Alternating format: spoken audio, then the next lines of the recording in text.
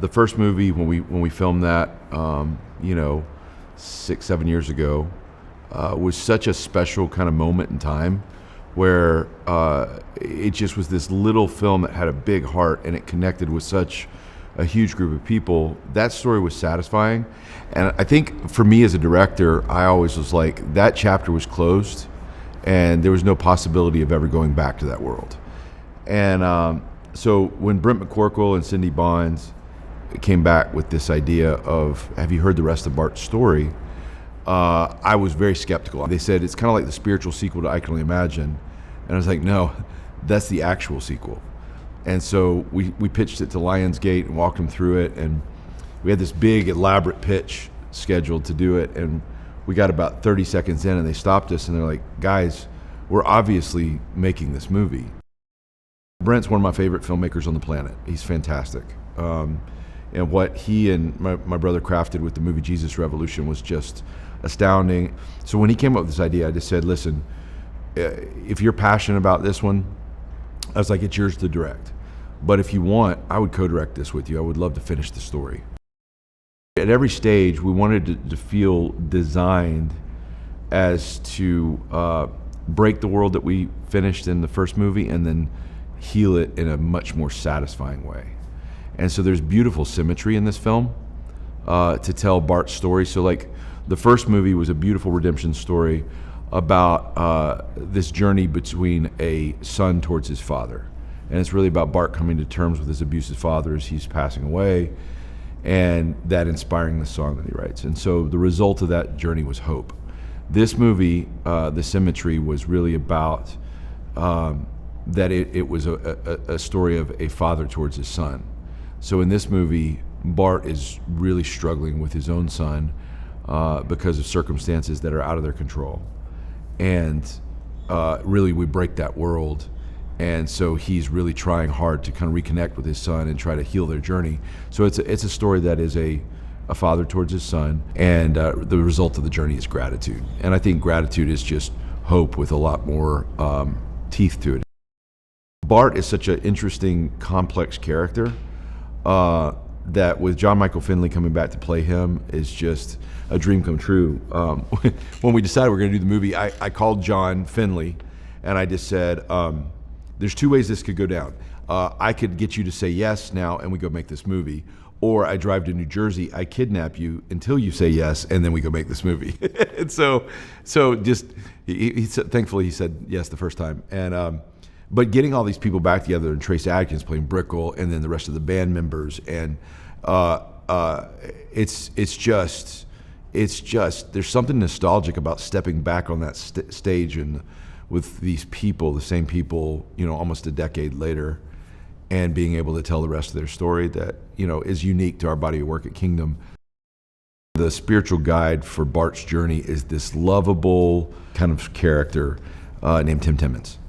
And he's struggling to write this song called Even If, and he can't figure out why, how to finish it. And that becomes kind of the catalyst for the story that we're telling. And he becomes this guide for Bart to try to reconnect with his why, his purpose. And so when we got into that, Tim is such an interesting, eclectic, complicated, funny, charming, sad, all those things character. They're like, we got to find somebody that can really commit to it. And when we found out that Milo Ventimiglia was interested, and a lot of people love Milo from, obviously Gilmore Girls and This Is Us, and I'm personally a big fan of his from Heroes. I was like, this is too good to be true that we get a chance to have him on board. So we had the first meeting and just said, what he thought, and he just said, I have fallen in love with the script. I've fallen in love with Tim. I want to play this character. And so he fully committed to the role. Sam is played by this kid, Sammy Dell. Found him in New York after a huge open casting call across the country. Traveled with Broadway with like School of Rock and different things like that. He just got accepted to Berklee School of Music. He's a music savant, great actor. It was the most stressful and most rewarding and the most joyful thing that I've ever done while sitting in the director's chair. When Brent and I stepped into that with our director of photography, Johnny Durango, we had to shoot the climax of the movie with 8,000 extras at Red Rocks, and we had 5 hours to shoot it. And on paper, it was impossible. And we just threw everybody in the deep end. We were running with 6 cameras, and that's such an iconic venue.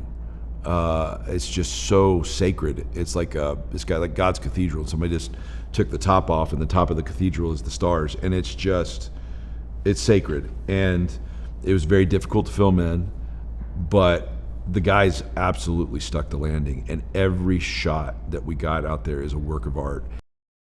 At every point, we kind of created that world, and it's the prettiest thing that we've done so far, and the world feels like it's just grown to, it's a much bigger movie, but it still has the simple, unique, connected soul of that father-son story of the first movie, and so people are gonna love it. For us, really what allows us to kind of, our brand at Kingdom is we've kind of become known with this thematic delivery of what we call a rush of hope. Is, can we deliver a rush of hope? Can you get the audience to their feet in the first 2 minutes and the last 2 minutes of a film? You know, can you really grab their heart and hold them in that journey, and then at the end of the movie they're on their feet, they walk out the door just inspired. And I think the fact that, you know, at Kingdom we've had the number of A+ cinema scores that we've had is directly related towards the experience the audience leaves the theater with, is that hope. And so that's always the DNA, that's always what we're reaching for. This one delivers that in droves. This movie ends with intense gratitude, and I think gratitude and hope are kind of two sides of the same coin, but hope is a feeling, gratitude is earned. And so this has an earned hope that the audience is going to take with, and I think it's hope that's going to stick with you a lot longer. I was familiar with the first movie. I'm a huge fan of John. I think he's a phenomenal actor. And in this film, I also really took to the added elements, not just Tim and Hilary's storyline, but also Bart's son's storyline and journey with diabetes, type 1. That's affected my family personally, and one of my dearest friends has type 1, and I'm there through her journey, and I see it all, and have really come to understand the weight of what living with that disease looks like. So I was really passionate about the story as a whole for many, many reasons and different layers. But then when I met with Andrew and Brent, I just was like, I remember one of the first things they said to me was, we're relationship people. So it was almost like we were getting to know each other, whether it worked for this movie or not. Let's grow this relationship. And lucky enough, it worked for this movie. But I really took to that, and I appreciated that. And, you know, it's a small world, a small business. Everyone knows everyone, but not everyone likes to work with everyone. And these guys are just good, soulful people. I could talk to them forever.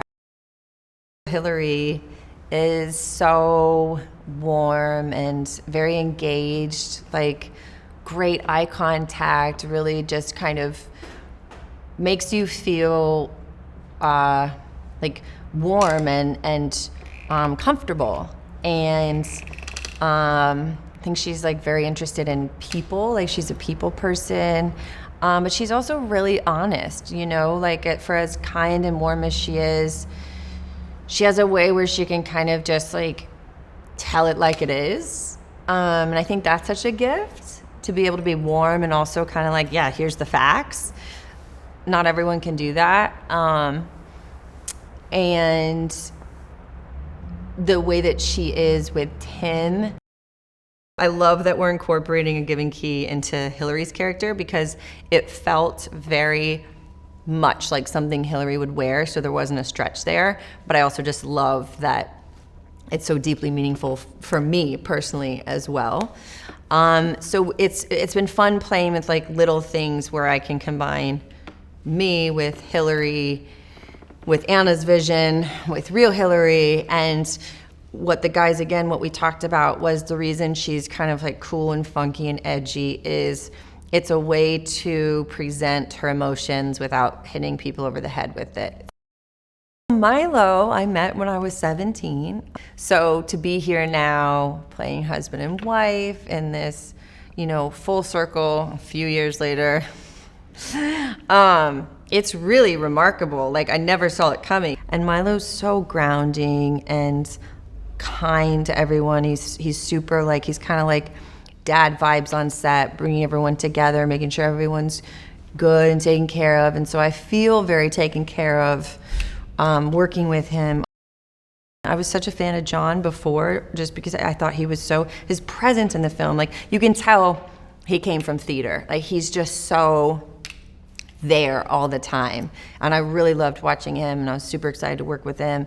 And then everyone else, as soon as I landed, I was like part of this group text that just doesn't ever stop buzzing. It's like, the cast is like, you've got the bandmates, and it's just a giant love fest. And so my phone is always going off, and I'm like, man, I like, thank you for the initiation. I'm happy to be a part of it all. And everyone, Sophie is amazing. I feel lucky that, as the two women kind of coming into this, we're side by side, and I'm a huge fan of hers, so I feel really lucky to be working side by side with her. I'd never been to Red Rocks. It's so powerful. I walked on that stage, and I was like, whoa, do you feel that? Of course, everyone was like, yeah, it's the altitude. I was like, no, but there is something. Like, sure, whatever. But really, too, like, I felt, it's like the energy there is powerful, and how can it not be?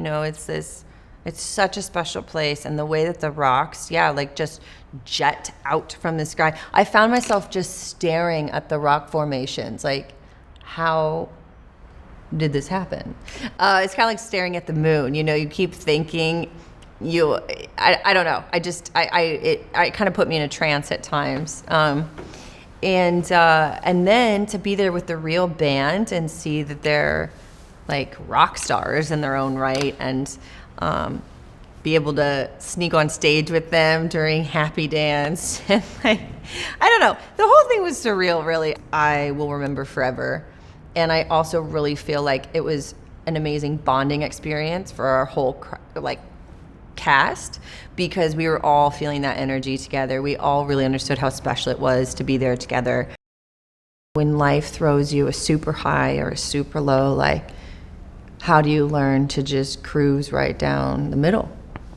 And I think it's really relatable in a lot of ways, because of all of the real life stuff that happens.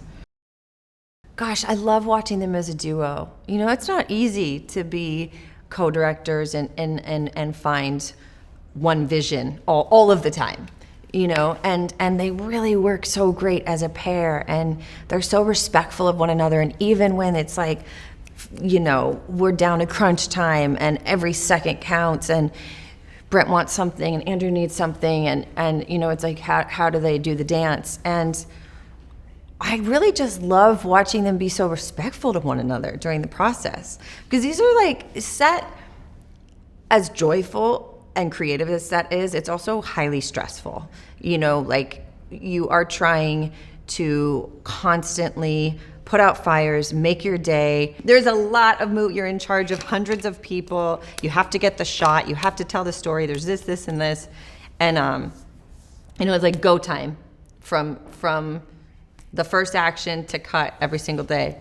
And it's not easy to always be respectful during stressful moments. And from what I've observed, they are, and they also really don't hold back. Like, Andrew will be behind the monitor, like, yeah, great on camera. Hey, oh man, I'm emotional. And it's like, that's fun to see too. It's really fun to see that they don't hold back when they're getting great stuff. Like, they're not too cool for that. I really like Brent Mccorkle, who, co-wrote the first one, did Genius Revolution. And he's the writer director on this.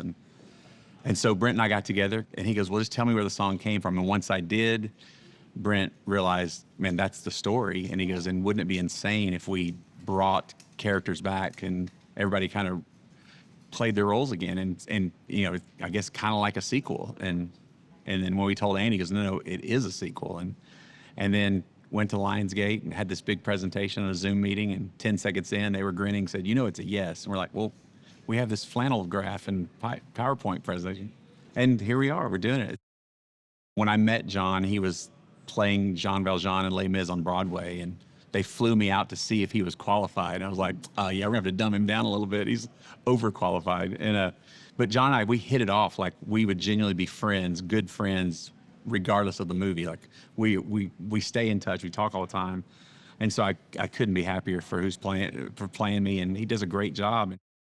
When we first met and they decided to do it, Andy and Brent said, okay, there's gonna be a lot of people that are gonna have ideas to go into the sequel and stuff. And so we kind of made a deal that everything would go through the three of us ultimately. Like, and they were very loyal to that. Like all through the writing process and everything, they were like, are we good? The three of us good with this? How do you feel? And I felt so involved and so included the whole time, to the point now where if I'm like, hey man, this one line feels weird, they'll change it on the fly, which is, you know, I'm sure that most directors aren't like that. And but they're like, man, we want you guys to win. The first movie is a father and son relationship, and the redemption story about an abusive dad that changed. And I think one of the bigger reasons I got behind or excited about making this movie was, you know, it's in a sense this movie is now I'm the dad with my son, and I'm a dad that's trying to get everything right. I'm not an abusive father. I'm the opposite of my dad, but trying to be dad of the year, ultimately there's still issues between me and my son. It's about my son being a diabetic and me being more of a doctor than a parent sometimes. And all of our conversations were check your blood sugar, don't eat this or whatever, and not realizing the strain it had on him. I think people will be able to relate to the idea that, you know, you try to get it right, you might get it wrong, but we're not as far apart as you think, and we're just trying to be parents. Timmons, he's one of my best friends in the whole world, and probably one of the biggest reasons I agreed to do this when I found out that Tim would be a part of the story, because just more people need to know Tim. Like he just makes a room brighter. He makes everybody happier. He makes I'm a pretty fun guy, but I get pretty cynical, and I just can't be around him. And you know, the first time I ever met him, he came out on the road, was going to open for us, and a friend of a band that we're both friends with told each of us, you're going to be best friends. And so Tim walks in and goes, I think I'm supposed to be your new best friend. I was like, oh gosh, like I was so annoyed by it. Like he caught me at a bad time, and he's like a puppy. But sure enough, we've been through it all together, and our families adore each other and go on vacation together. And yeah, I'm probably most excited about Tim being a part of this story, and walking through it with him has been a blast. Having done it myself once, it's like, you'll be fine. Just, you know, I'm giving him the advice that Dennis Quaid gave me, but he's incredible. We've done a lot of laughing and crying together, and he's genuinely, other than my actual bandmates, he's the closest friend I have in this industry, in this town for sure. I thought it was crazy to make a movie, even more crazy to make a second one, to now I've loved it so much. I'm like, yeah, let's go to space or somewhere in the third. Let's do something. Like, we literally just talking about, like, what, you know, praying that it does well. And if it does, there will be a moment where somebody's going to say, what's next? And I'm like, figure it out, man. Find a reason that we can work together some more, because I'm loving this. It's been so much fun. I just have to give her all the props in the world. And she fought for it and stayed very persistent. And when Bart and I finally sat down and he shared some of his life events that happened after all of the big epic events of Imagine unfolding, there was more story to visit there for sure. This movie goes deeper because there will be storms, there will be fires, there will be tragedies. You don't get happiness every day in this reality. What you can have, though, is peace and gratitude. And so I think this one dives deeper into that idea of what is true spirituality, what is true faith, what is true belief, because you know, true faith and true belief doesn't take you to happiness, it takes you to peace and gratitude. And I feel like this movie takes us into a much deeper plane of what it is to have faith and to have beliefs in something bigger than you. And so So yeah, I think this movie is important because of its themes, and its themes are trusting, even in the fires, even in the storms, and having gratitude through all of the hard parts of your life, not just the fun, blissful parts. The first time I met Tim Timmons, we were at a writer's retreat together. And I went over to shake his hand, and he noticed my tattoo, and he's like, "Why do you have an X on your wrist?" I was like, "I don't know. Why do you have an X on your wrist?" And I got this for a completely different reason, but when he told me his story about why he draws an X on his wrist, that was the first conversation that Tim and I ever had in our entire lives. He feels the sand of time clicking through his hourglass every day like we don't. And so every day he gets up and he gets out a Sharpie and he makes a new X on his wrist. And that new X is a prayer up to God that says, "I get this day. It's not promised to me. I don't deserve it. I didn't do anything to have this day. And yet here I am. So thank you." And that's what that X means to him every morning. Just assumed that I would be wanting to do it by myself. And so I will the load of two people, and co-directing is much easier. I've done it by myself, and it is a very crushing, punishing type of job to have for an extended amount of time. So I really welcomed it, and he's great. We both have our own strengths and weaknesses, and together I think we collectively really made a great duo for this. I'm a heart on my sleeve. I just have to feel every frame, feel every emotion, and he's very tactical and just knows what he wants. And so I really think we complemented each other in a lot of ways, and we got along, and we got the work done. He's a very giving actor. There were a couple times I went to him almost in tears because he's just in the back. He's got a little headset on, and he's doing the lines on the opposite side of a phone call, where some actors would just be like, "Yeah, just let whoever read, let the script supervisor read it." He would knew that he was on the other end of a phone call. The camera was never going to be on him, and he would just come in to work on that day to be a good scene partner to Sophie or whoever he's talking to, even though he's not going to be on camera that day. I don't think those scenes would have turned out as good as they did without him being there to be the actual partner in that scene. But that was not required of him. That was not demanded. It's just something he wanted to do. And not all actors are like that. And I think that sums up like John's approach to this craft and like who he is as a person. He was the first person we went to for Tim. And he read the script, like it resonated, and he wanted to do it. And he really brought a cool thing to it. The thing that was so awesome about Milo is, he's such a heartthrob, and everybody loves him, and he's a super likable guy. Like, guys like him, but like he went there emotionally. So in the scenes that like really where the guard comes down and the veneer comes down and the vulnerability comes out, I was moved, man. There's a couple scenes like they're incredible. Like he's a very, very versatile, very talented actor. She was very kind to say yes to a smaller role, but I think even though it's small, famously an acting coach said this. She said, "There are no small roles, there are only small actors," and I really like that. So she's not a small actor, so people are going to really remember her in this, and it's a lovely little portrayal, and it's really special.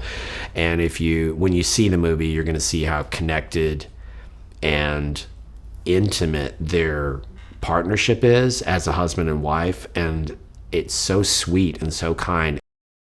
Sammy Dell was very much like finding John Michael Finley in the first movie, just this polymath, he plays all these instruments, can sing, he's an actor on stage, but a lot of untapped potential. He'd never done a movie before, and just an undiscovered raw talent that is very meteoric and poised to just become a really big star. So he's kind of like very much like our Broadway find with John Michael in the first movie, and his audition was definitely the strongest, and he's very endearing. Sammy is such an empathetic actor, and you care about him, and you believe every minute of him up on the screen. I've worked with a lot of amazing actors that do their thing, and they do it so well, and it's just incredible. You could never deny like their talent, but it's also this rare moment when you discover an actor that could just do anything and turn emotionally on a dime and just really give you any color, any flavor you ever wanted within 30 seconds of resetting. And Sophie is literally this wonder-kind actor that could give you anything you ever asked, and it's just amazing to see what she brought in and the way that she interpreted Shannon. It was incredible. I feel lucky to get to work with her. I really hope this movie calls people into a deeper love and a deeper trust in love. I think if we can get to the deeper depths of love, you will find more trust and more gratitude and more surrender, because it has you. It does have you, even in the hard times. Maybe it has you more in the hard times. And so I think in this modern culture, me included, we suffer from a lack of gratitude because somehow we think all of our days should be easy, and that's not promised to us. If we're honest with ourselves, we are all going to have our fair share of hard days, some more than others. So I want my faith to be resilient. I want my belief in love to be resilient enough to find gratitude and peace even in those days that are really hard, because that's true faith. True faith is unwavering belief even in like the most shattering of days in your timeline. And so I really hope this movie calls people to a deeper trust and a deeper surrender and a deeper understanding of the depths of love that exist all around us every day. I think even more so in our hardest, darkest days. It's a movie that stands on its own, I think, and it's also so much part of Bart's life, full circle. He played the son, now he's the dad, and it's a beautiful story. I basically just showed up here. The part I could feel Arthur, and it was very dear to me. Even though I never met him, he was a real person, and Bart was on the set. In fact, when we were shooting the first one, and it was like Arthur did some awful things as a dad, out of ignorance, out of, what maybe he was chained to his past, just this thing that keeps going through generations. But he broke that chain. And, Bart had a generous spirit to accept that, too. It was a tough thing for Arthur to break that, the kind of behavior that he had. And it was a tough thing for Bart to accept it, I think. And it's a beautiful thing, and when, surrender, I think. Because God sets up everything, all the pieces for us. We just got to make the move that he's saying, hey, move the rook. They're great to work with. They're so collaborative, and we just have a lot of fun, really. Even when, we're doing stories about tragic circumstances, even, we just have a blast, because they've really changed film. Those Erwin brothers, they have, they've just about single-handedly brought faith films and faith-adjacent films to cinema and raise them and or become masters to the point where they don't even call them faith films anymore. They're movies. Well, of course, everybody's heard that song, and you can't hear I Can Only Imagine and Not Be Touched, and think of yourself. And that's the wonderful thing about music. It's worship, really, in that sense. because it really brings you to a place where there are no words to express. You can feel its presence, but with music, it's the vibration that you can point at but can't quite express with words. Bart and I have become dear friends over the years, and he texted me out of the blue probably a year ago maybe, and said, "Can you keep a secret?" And I said, "No, of course not. I can't get. What are you talking about? You know?" And he's like, "No, seriously." And I was like, "Well, yeah. If you tell me something, like I'll keep it close to the chest for you know."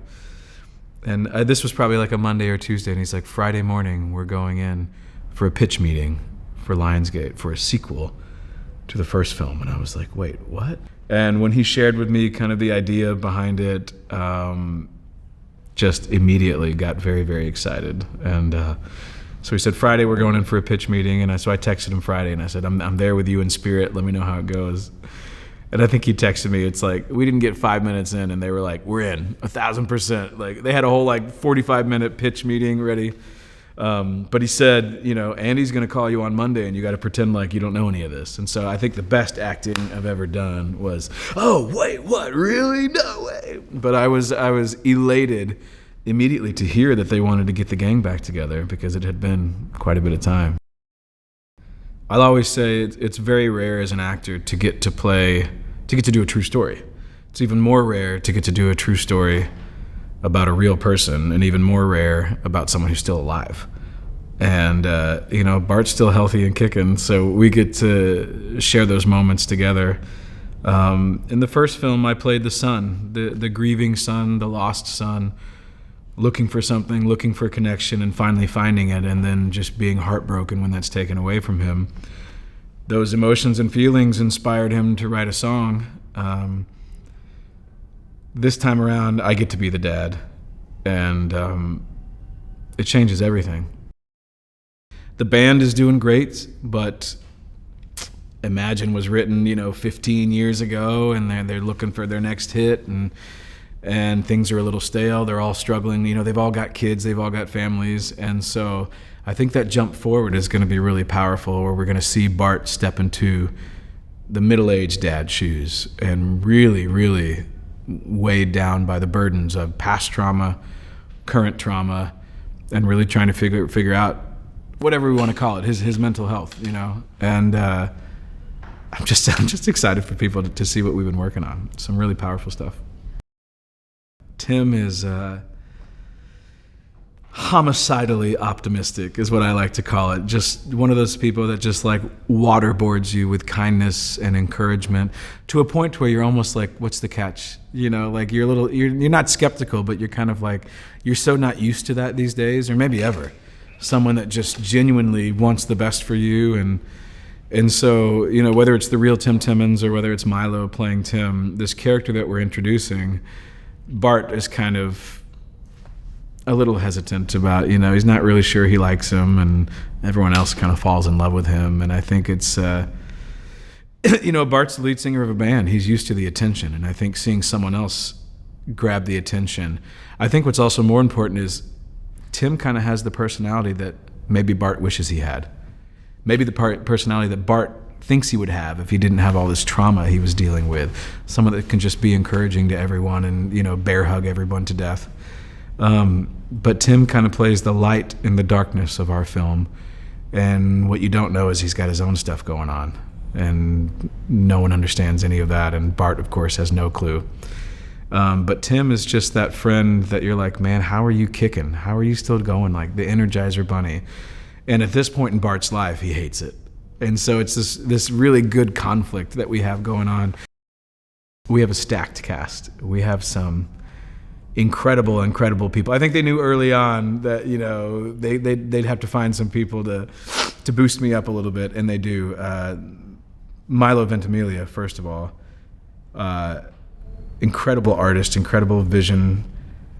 He's an actor and a director and a producer and a writer and one of those guys that has just been in the business for 30 plus years, knows what he's doing, probably overqualified to just come in here and play Tim Timmons, but one of the rare people that you meet and you're like, as incredible as you are as an artist, I think you're even better as a human being. Like just a solid foundation of a human being.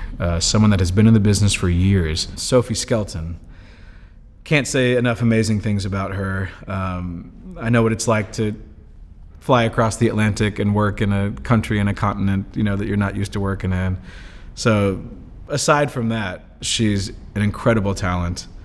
We're very lucky to have her here, and another person that, like, personally, aside from her artistry, is just a wonderful human being. We're very, very, very lucky to have her. Arielle is amazing. Like we've all seen Arielle's work. We've all seen what she can do, and she brings that same energy and personality and humility and fun. Like she's like a capital F-U-N. She's fun. Sammy Dell, who plays my son in the film. He and I have become very close. His mom is here as well, Sean. She's amazing. Sammy's a senior in high school, and he lives in New York, and I live in the New York area with my wife and son.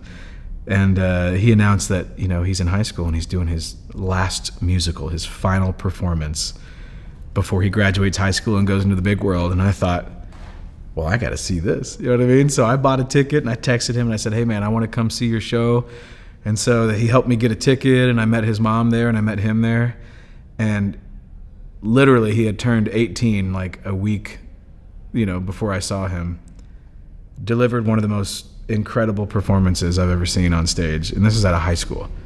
The kid has an incredible future, very humble, very talented, comes from a good family. And I can't wait for you all to see him in this film. I think you're going to be blown away by his talent. They're both amazing people, and with that foundation, you can kind of get anything done. They both have the humility to work together, side by side, like any good partnership. They make the cast and crew comfortable. So I only have good things to say. I love them personally and professionally. I trust them personally and professionally. Like I said, when I first read the script, I just called them and wanted to like give them a hug and cry on their shoulder. In the first film, Trace was incredible. And I've been telling people this for 8.5 years, you know, like a lot of people in that film were amazing. I think I had the most fun with Trace. Trace is, you know, he can be intimidating at first, but, you know, it doesn't take long for you to realize that he's just a big teddy bear if you get him his coffee and you say the right things. Trace was crucial in the first film as the character of Brickell, of providing that father figure that Bart never really felt like he had. Provides wisdom, provides encouragement, provides tough love, but also provides 2 arms and a big bear hug when he needs it, which I think is crucial. Trace was incredible, and when I heard he was coming back, I mean, part of me was like, we're not doing this unless Trace is coming back. In this film, in the new film, the sequel, I'm not going to sit here and say that Trace is the comedic relief, but I think you're going to be blown away by the character arc that Scott Brickell takes. Still the father figure, still the mentor, still delivers some real life encouragement. There's a scene in particular that I can't wait for everyone to see, and it's going to showcase Trace's artistic abilities like you've never seen before. So my first reaction to reading the script and the whole project in general was, it was just kind of, it was really beautiful to see these like real stories shown on the screen, because that's one thing like that you don't usually see as an actor, and yeah, especially for my first picture that I'm a part of, I think that's very important. It's an important story to be told. But yeah, I remember reading the script and just being shocked by the story. I remember I was literally crying. I cried several times while I was reading the script because of how human it is, and I think that's kind of why we gravitate towards film, because it's very what's the word? It's very relevant to our lives. It's just relatable as humans to like see the struggles that we all go through in life. So yeah, I am actually I really resonate with Sam as a person even, and I feel like in a lot of there's a lot of similarities between us that are really important to my life. I know that as a fact. That like I really resonate with the story and his connection with his dad and how that can affect. I mean, I think a lot of people can, especially from like a son to a father, when your dad has so much when your father has expectation on you in general. It's very it can be hard, for sure it can be hard, but I think that's one of the most human things that you feel as with that like connection. Like I want to make you proud of me really bad, and I feel like Sam, especially through the film, really wants that but misses it sometimes. It's the miss of connection, I feel. My mom, she loved their music, and when I was younger it would be the thing that was always playing, and I actually got an opportunity to go see them right after I got the call that I booked the film. I got invited out to go with John Michael Finley, who's playing my dad, to go see them in Newark, and it was crazy to see how much I was like singing along with the song. It's like, oh my gosh, all these songs from my childhood.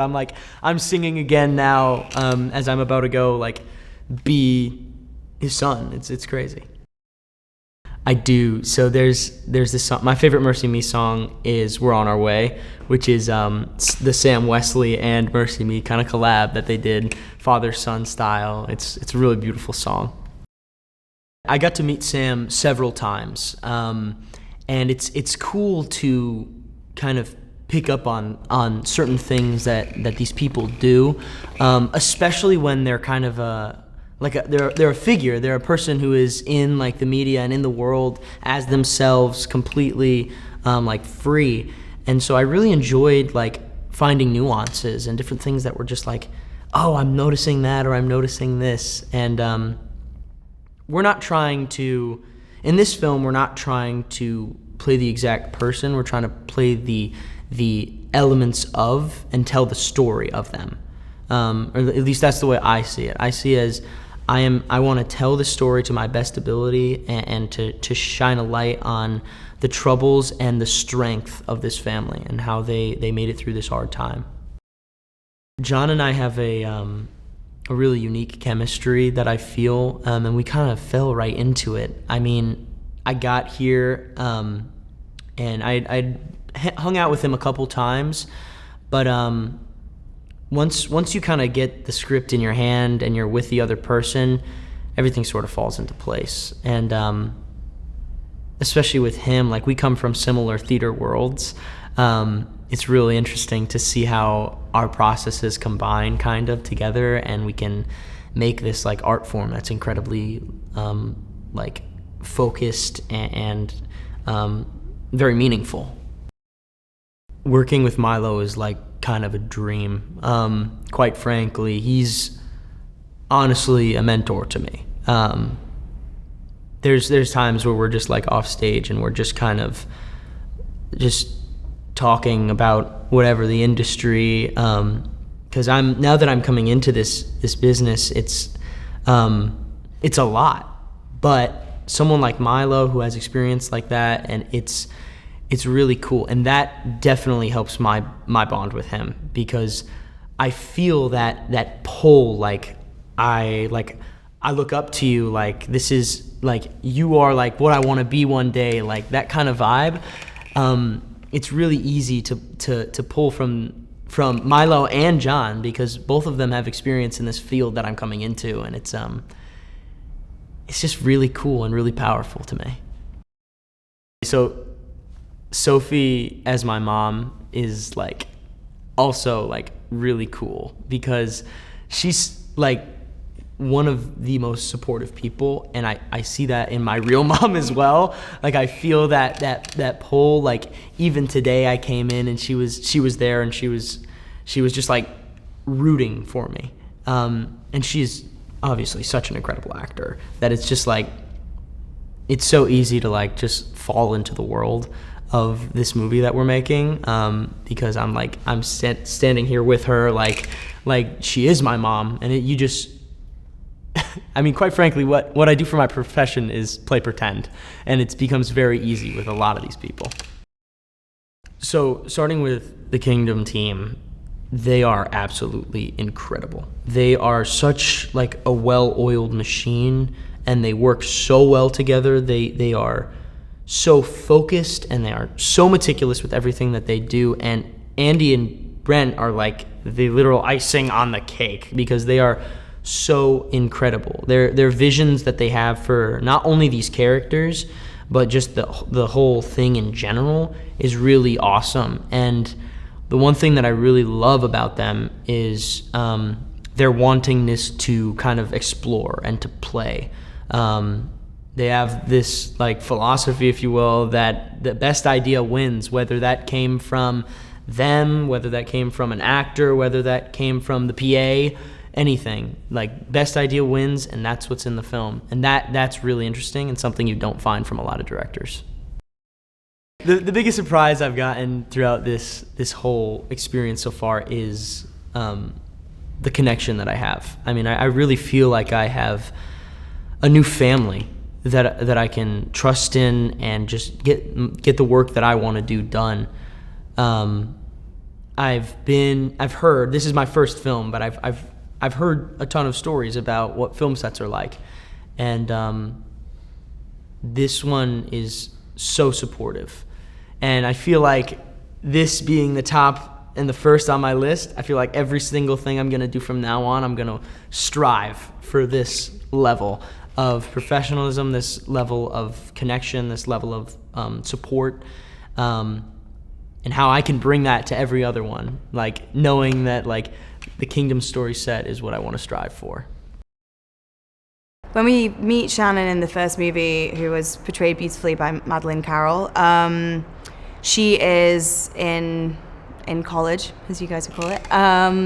And so we kind of pick up a little bit where we left off, in that we see a bit of younger Shannon. She's a new mother, and she and Bart, we see their relationship as we left it, where it's kind of like a puppy love phase. And then we have a 10-year jump. So it was really fun to play the difference in that. And obviously in that jump, a lot has happened to them individually and as a couple. And it was a gift, really, to be able to play the change from Shannon as a young mother to Shannon as a mother of 4, older. You know, her eldest son is going through so much. He's got type 1 diabetes, which is rare and hard to deal with, and she's also trying to let everybody be free and do their thing, but also keep the nest together. So she's really having to trust Bart and Sam to kind of look after themselves, but she's kind of just trying to keep the family together and be the rock. I think one of the things that this film does really well is when it does introduce the challenges of motherhood and marriage. We obviously see, like I said, 10 years prior, we see a beautiful side of everything, where everything seems very happy and very simple life, but going well, sort of riding on the stream of Mercy Me doing well, and they're all in a good place mentally and physically. And then we kind of cut to the realism of actually what maybe fame can do to people, of what feeling like you're constantly chasing something, or you're constantly not living up to yourself, the pressures we put on ourselves. And I think one thing this movie shows is how much that can seep into everybody around you. And so I think even showing Bart's mental health in this movie shows how much that can kind of result in collateral damage to the people around you. And the challenges that brings. So kind of giving somebody space in a marriage, but also showing your unwavering love, even if you're not getting it back, even if the person that you're with is in such a dark space that they can't show you love back, and sort of the challenges with powering through with that, but also giving them the space whilst trying to pull them back. You know, I will say everyone who's in the first movie has been so welcoming. It doesn't sort of feel like the first movie club and then the newbies. John Michael's been great. He's a fantastic sort of number one on the call sheet. He sets such a good precedence that really trickles down. So everyone's just got a really good energy. And I actually went to set when the boys were doing the night shoots for all of the concerts that they're doing in the movie. I sort of showed up to set, and it's just such a great camaraderie between cast and crew. Andy and Brent are amazing. I met them in my Zoom call, and they're a little Shannon in a way, and that they just give you this. Your whole body just suddenly settles, and you feel very grounded, and that is so important when you walk onto a set, because it just immediately takes you out of your own shoes and out of your own head, and it just makes everything move very smoothly. And they are so lovely in that they have their image of how they want things to be, and if you have an input, they are so open to hearing it. And actually, everybody just wants this movie to be the best it can be, and everyone feels so passionate about the subject of it that it really does feel like a group effort and a group project, which has been beautiful because there's just a mutual respect everywhere, and they bring such a great energy. It's just been a delight.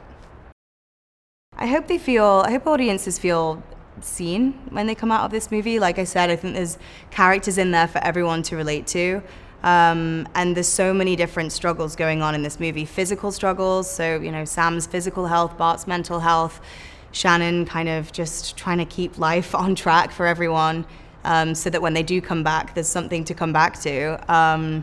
So I just hope people leave feeling a little bit more faith in humanity. This film really just shows the beauty of people, and I think sometimes we just need a movie that we walk out of feeling really good.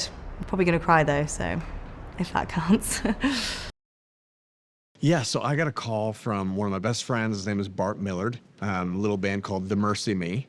And he's one of my best friends, so we've talked about this for a while. And it finally became like a reality, like that we're actually going to do this movie. And I was like, really? Like, who's going to play me? I was hoping Morgan Freeman or somebody would play me, or Oprah. But that didn't apparently happen. But and then Erwin is one of my really great friends, and so he came to me saying, Tim, could we tell your story? So I talked to my wife, and we had a lot of questions, and then we said yes. Bart and I do life together, so we kind of do a lot of things. We've always dreamed, like, what fun things can we just do together in life? And our families hang out all the time, and we go on trips or whatever. But this was a little different because they wanted to do this movie. Other people wanted to do this movie and tell arbitrary stories of like some of the fans of this song, their stories. And everybody was saying, no, let's not do that. And somebody finally came to Bart, you'll hear more of the story, and said, what if we told your story, and what if we told Tim and Hilary's story? And so that got everybody excited, and we thought, yeah, let's tell a beautiful story. And Milo, who is playing me, Milo Ventimiglia is playing me in this. And so Milo and I have become like best friends. And so we have talks all the time, just as friends. And then he's asked me a bunch of questions about my life and how I would have done something. So that's been really fun. I keep telling him he should eat more hamburgers because he's like really buff. So he's had to kind of like bulk down a little bit, which hurt my feelings as well. But I don't know when they told me that Milo was going to be playing me, but my girls are huge Gilmore Girl fans, huge like Jess fans. And so when I told them, one of my daughters started crying, just like bawling. And I'm like, honey, you're going to have to figure this out, because how can you be, attracted to your dad? You know what I mean? Like the guy who's playing your dad. So that we've had to work through that as a family. And I think we're doing great. But Milo we call him Fad for fake dad. And he calls my kids Fids, so fake kids. So pretty cool. Yeah, I think watching Milo play me on this film, at first I'm just watching my friend, my new really like BFF, just act, because he's a crazy great actor. But as he got into more of the cancer roles and the stuff where I'm in the hospital, or just stuff that I know so intimately, that's when it caught me. I would just be sitting on the set, just like ugly face crying. And that's been pretty emotional, like hit me at different times. And I think one of the most powerful parts about this has been seeing my life how other people see me. Like, who gets that opportunity to just see your life from the outside of you? So that's been a huge honor. So another powerful part about me watching Milo play me has been almost like me being able to watch myself in my cancer journey from this side of the camera, this side of me. And I've had like a newfound compassion for myself. Like in hard moments, I'm learning how to grieve myself in a healthy way, and grieve like my pain, and also practice gratitude at the same time. That's been really, really like an honor to do that.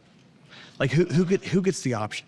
Who gets the privilege of watching yourself in your pain put on screen, and you get to like have empathy and compassion for yourself? Like that has been really emotional for me, just sitting watching myself and going, oh, I'm so sorry, Tim. Like that's hard. And you are loved. One of the scenes that we filmed that was pretty powerful for me was there's a scene where my wife and I are outside of our house, and they're kind of talking about dinner that night. And I go to my wife, I want to write my ex on her wrist, which symbolizes gratitude for today. And in the midst of my cancer journey, she just was not in that place. She was having a wrestling match with God in that moment. And I remember in the movie, she says, I'm not ready for that yet. And I just started weeping, thinking about my wife, who's just gone through so much in this process, and to see where she is today, but to know that there's like, pain is real and everybody's walking through it, and there's hope through it. What lessons from my own life do I hope audiences will take away from the film?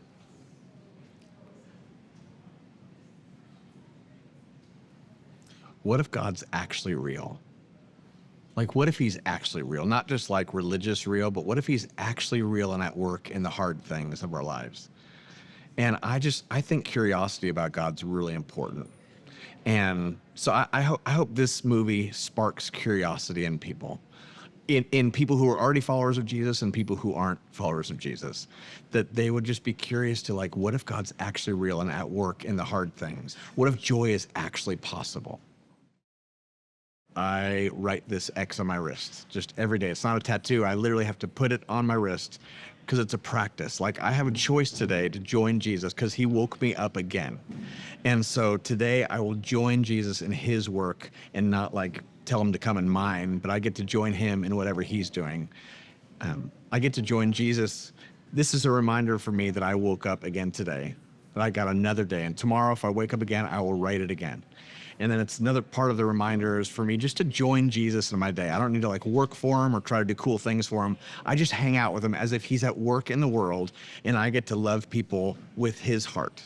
So this is like one of the biggest things that I hope people take away is what would it look like for us to just be grateful for another day and actually practice the ways of Jesus in our lives. Never done a sequel before, come to think of it. But it's great, you know, getting the old band back together. And, so it's good to see everybody again, a couple new faces. And, it's just, there's more story to tell. Some of the challenges that Bart was faced with, you know, following part one, and also the birth of Even If, which to me is just one of the most beautiful songs that I've ever heard. It's really amazing. Brickell's just trying to keep the wheels from falling off the wagon, you know. Trying to make everything as good as it can possibly be, and at the same time juggle all these personal issues that are going on around him, and, you know, bringing a little comedic relief every now and then. I mean, he learned to play all those songs on guitar, but he also had to stand there and play the kick drum and the little cymbal thing with his foot and all that, and that other little keyboard thing that he played. He learned how to do all that stuff. It's pretty amazing. He's a good kid, you know, he's a good kid. And he's a hard worker, and he's always ready. He knows his lines. He's, you know, I've been impressed with him, what I've seen so far. He's a good guitar player, he's a good singer, so everything's there. You know, all he's got to do every day is show up. I think just some of the backstory stuff that I wasn't aware of, especially with Tim, and the way that Milo has portrayed all of that has really brought all that to life. I didn't know Tim, you know, I'd never met Tim before this, and now having a chance to be around him and see his story brought to life and the contribution that he's made with these guys is that was surprising to me. I didn't know about all of that. And he's a great guy, very talented dude. Well, another thing that I forgot to mention is Sam. I got to see Sam go on stage and do his thing the other night at Red Rocks, and I was like, it's no wonder they did a part 2 of this movie, because Sam is Bart part 2. He's like a clone. And he goes out there, he's like, oh my gosh, it's Bart 30 years ago, you know?